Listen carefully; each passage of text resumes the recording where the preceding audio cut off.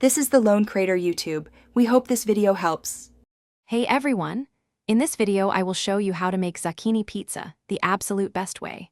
First, you'll need 2 medium zucchinis. Grate them thoroughly, then the most crucial step, remove all excess moisture. Use a clean kitchen towel or several layers of paper towels to squeeze out as much liquid as possible. This prevents a soggy crust and ensures your pizza base is wonderfully crisp and firm.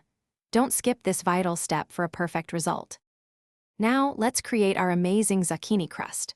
In a bowl, combine your squeezed grated zucchini with 1 large egg, which acts as a binder. Next, add 1/4 cup of almond flour and 1/2 cup of shredded mozzarella cheese. These ingredients help hold everything together beautifully. Finally, season the mixture with 1 teaspoon of Italian herbs, a pinch of salt, and a dash of black pepper for a flavorful base. Mix it all thoroughly until well combined. With your crust mixture ready, it's time to bake. Line a baking sheet with parchment paper, then press the zucchini mixture evenly into a 9-inch circle. Make sure the edges are slightly raised to form a nice crust.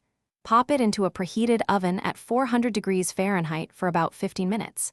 You're looking for a golden brown crust that feels firm to the touch. This initial bake sets the foundation for your delicious pizza.